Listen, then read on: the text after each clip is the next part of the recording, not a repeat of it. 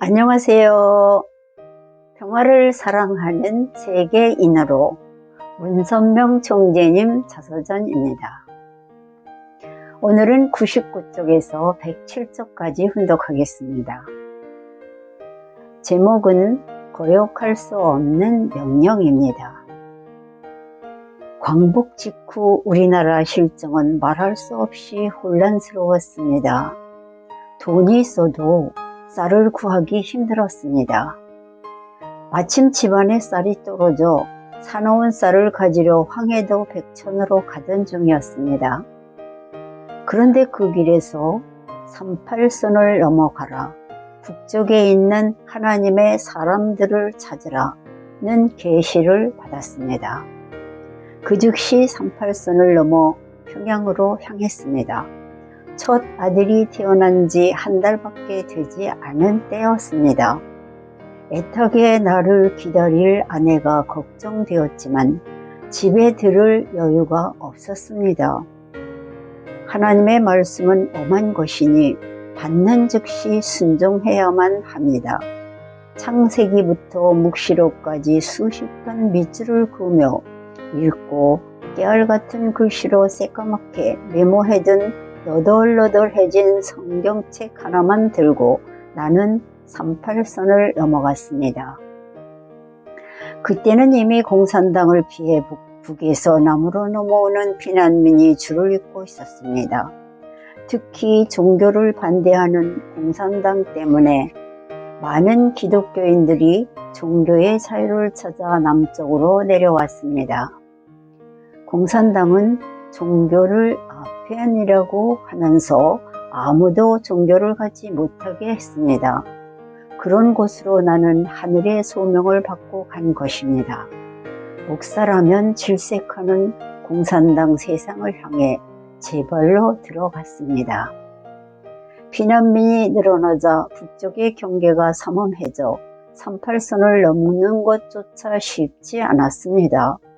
그러나 120리 길을 걸어 38선을 넘고 평양에 도착할 때까지 한 번도 내가 왜 이 험난한 길을 가야 하나 의심하지 않았습니다. 6월 6일 평양에 도착했습니다. 본래 평양은 동양의 예루살렘이라고 불릴 만큼 기독교 뿌리가 깊은 곳입니다. 그래서 일제강점기 때에는 신사참배는 물론이고 일본 천황이 있는 동쪽을 향해 경례를 강요하는 동방요배 등 별의별 탄압이 자행되던 곳입니다. 나는 평양 서문에서 가까운 경창리의 나채섭 씨 집에서 전도 생활을 시작했습니다. 그분은 남한에서부터 알고 지내던 교회 집사였습니다. 처음에는 동네 어린이들을 모아 돌보는 일부터 시작했습니다. 비록 어린이들이었지만 반드시 경어를 쓰면서 정성을 다해 돌보았습니다. 그러면서 내가 전하는 새로운 말씀을 누군가가 들으러 와주길 기다렸습니다. 어느 날은 온종일 문 밖을 내다보며 사람을 그리워하기도 했습니다. 그렇게 간절히 기다리자 독실한 신앙심을 가진 사람들이 나를 찾아오기 시작했습니다. 나는 밤을 새워가며 새로운 말씀을 가르쳤습니다. 나를 찾아오는 사람이라면 3살 배기 어린애든 허리가 굽고 눈이 먼 노인이든 사랑하는 마음으로 경배하며 하늘같이 섬겼습니다. 나이 많은 할머니, 할아버지가 찾아와도 밤을 새워 이야기를 나누었습니다. 어이구, 나이 많은 노인네라 싫다. 이런 생각을 해본 적은 전혀 없습니다. 사람은 누구나 귀하디 귀합니다. 귀한 것에 남녀노소 차별이 없습니다.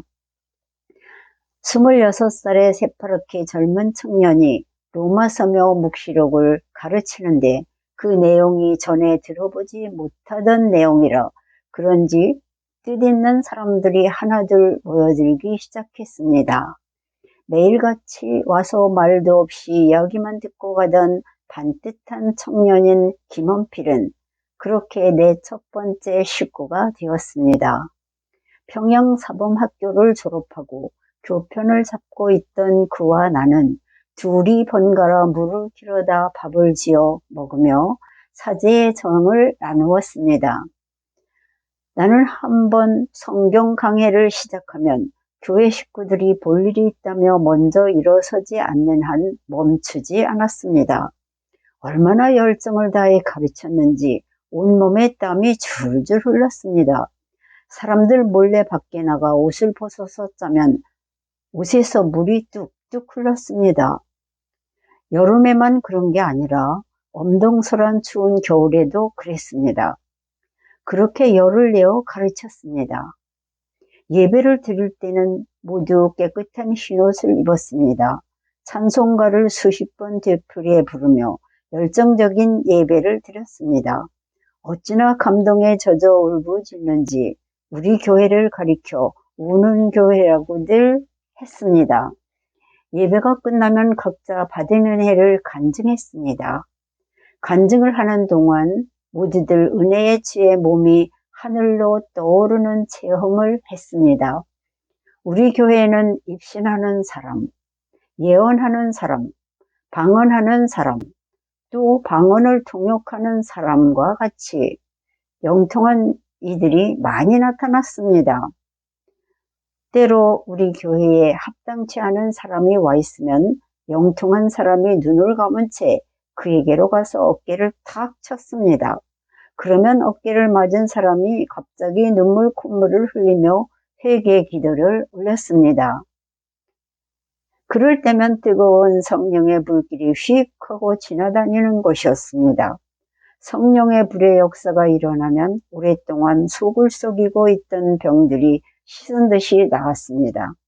특히 내가 남긴 밥을 먹고 위장병이 나았다는 사람의 이야기가 주변에 퍼지자 교회 밥은 약밥이라며 내가 남긴 밥을 기다리는 사람들도 많았습니다. 이 같은 성령 체험들이 알려지면서 교회 문을 닫을 수 없을 정도로 식구 수가 늘어났습니다. 지승도 할머니와 옥세현 할머니는 꿈속에서 젊은 선생이 이남에서 올라와 만수대 건너편에 있으니 가서 만나라는 말씀을 받고 찾아온 경우였습니다. 누가 전도하거나 인도한 것이 아니라 하늘이 알려준 주소를 들고 골목골목을 돌아 찾아와서는 꿈에서 본 분이 바로 선생님이십니다 하며 반가워했습니다. 신학을 공부한 목사들도 나를 찾아왔습니다. 나는 그들의 얼굴만 봐도 무엇이 궁금해서 찾아왔는지 알았습니다. 내가 묻지도 않고 그들의 문제에 답을 주면 기쁘고 놀라서 어쩔 줄 몰라 했습니다.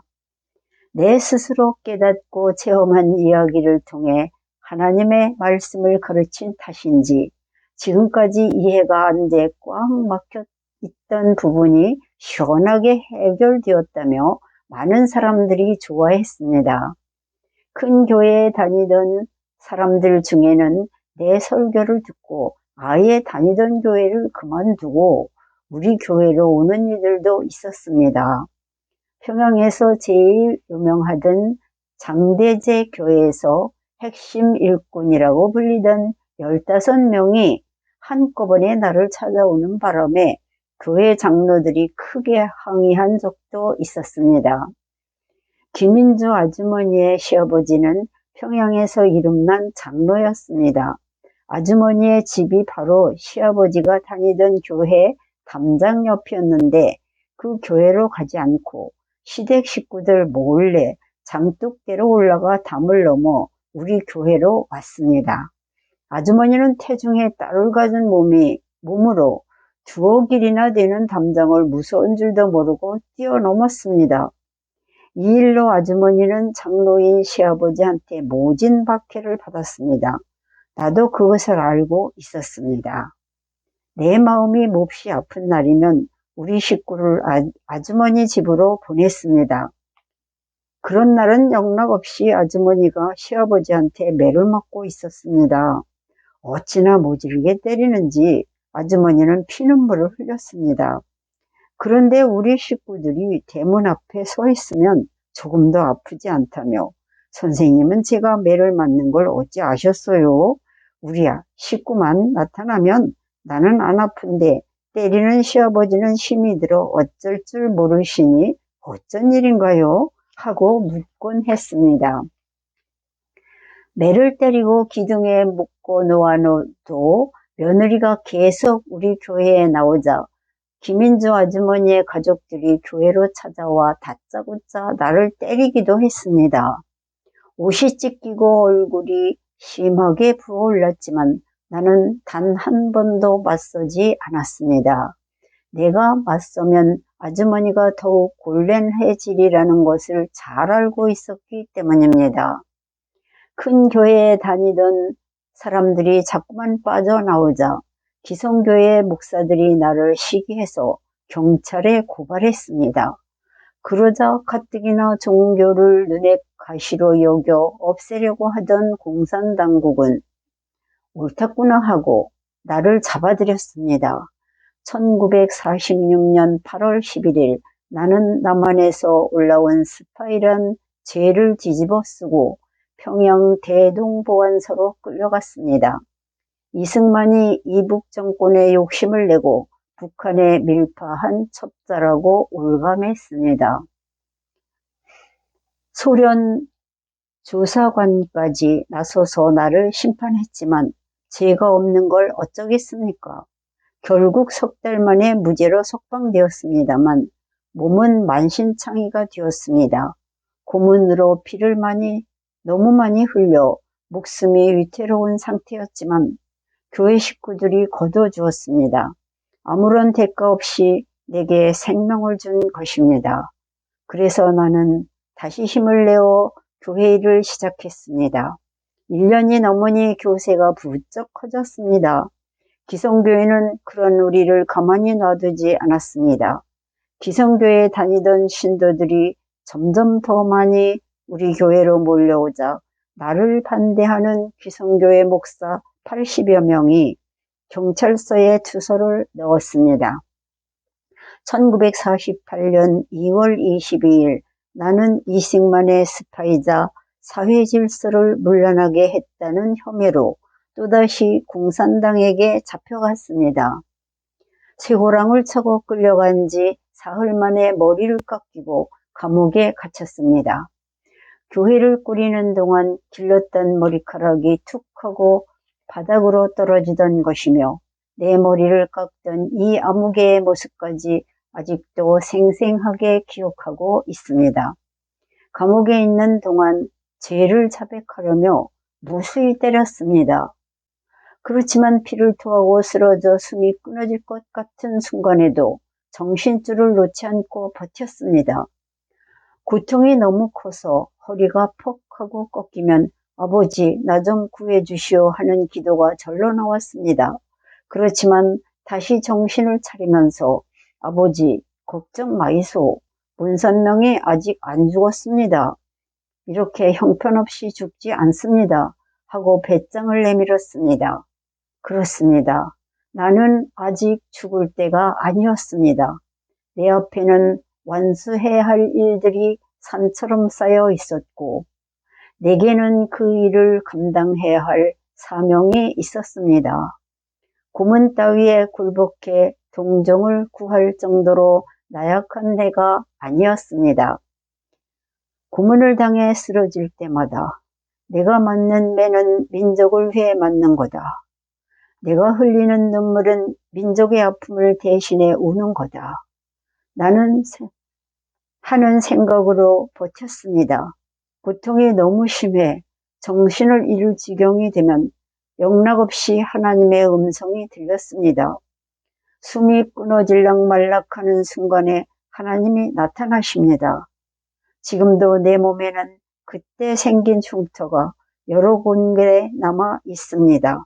살이 패고 피가 흐르던 자리는 이제 3살이 돋았지만 그날의 끔찍했던 고통은 흉터 속에 고스란히 남아 있습니다. 나는 그날의 고통이 남긴 흉터를 바라보며 다짐하곤 합니다.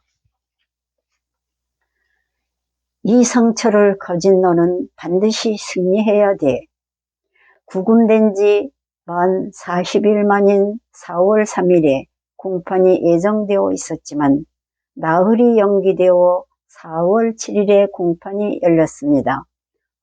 공판정에는 이북에서 내놓으라 하는 유명한 목사들이 우르르 몰려와서 나에게 별의별 욕을 다 해댔습니다.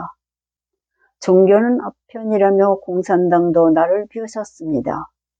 공판을 보러 나온 교회 식구들은 한쪽에서 구슬프게 울었습니다. 마치 자식이나 남편이 세상을 떠나기라도 한 것처럼 애절하게 울었습니다. 그렇지만 나는 눈물을 흘리지 않았습니다. 나를 보고 몸부림치며 울어주는 식구들이 있으니 하늘 길을 가는 나는 조금도 외롭지 않았습니다. 나는 불행한 사람이 아니니 울어서는 안 된다고 생각했습니다. 판결을 받고 공판정을 떠나면서 교회 식구들에게 수갑찬 손을 흔들어 주었습니다. 수갑에서 짤랑짤랑 소리가 나는 것 같았습니다.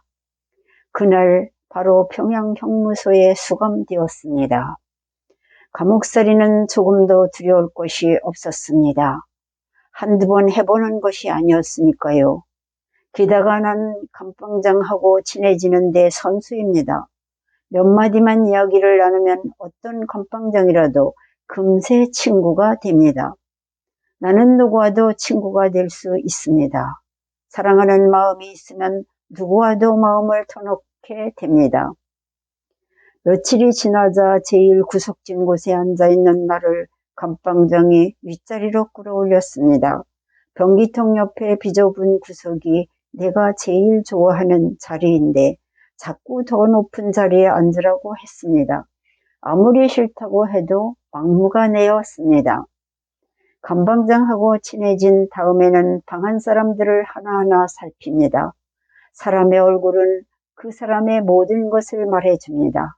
아, 당신은 이렇게 생겼으니 이럴 것이고 또 당신은 저렇게 생겼으니 저럴 것이오 하고 이야기를 시작하면 모두들 놀라워했습니다. 처음 본 내가 자기 속을 알아맞히니 내심으로는 싫어하면서도 인정할 수밖에요. 누구하고도 마음을 터놓고 사랑의 마음을 나누니 감방에서도 친구가 생겨 살인수하고도 친해졌습니다. 억울한 감옥살이였지만 내게는 나름대로 뜻이 있는 단련 기간이었습니다. 이 세상에 아무 뜻없는 시련은 없습니다. 감옥에서는 이나 벼룩도 다 친구입니다. 감옥 안의 주의가 얼마나 혹독한지 죄수복에 시침질한 곳으로 줄을 기어다니는 이를 잡아 한 곳에 늘어놓으면 이들끼리 서로 달라붙어 동그랗게 됩니다. 그걸 말똥구리처럼 대굴대굴 굴리면 서로 떨어지지 않으려고 안간힘을 씁니다. 이는 본래 파고드는 성질이 있어서 서로 머리를 들이대고 뭉쳐서는 궁둥만 내밀고 있는데 이 광경을 보는 것도 그렇게 재미날 수 없습니다. 세상에 이나 벼룩을 좋아하는 사람은 없습니다.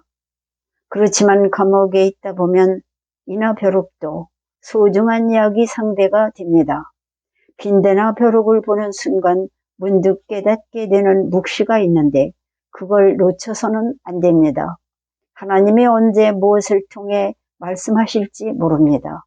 그러니 벼룩이니 빈대니 하는 것들도 귀하게 살필 줄 알아야 합니다. 오늘은 여기까지 훈독했습니다. 경청해 주셔서 대단히 감사합니다. 안녕히 계십시오.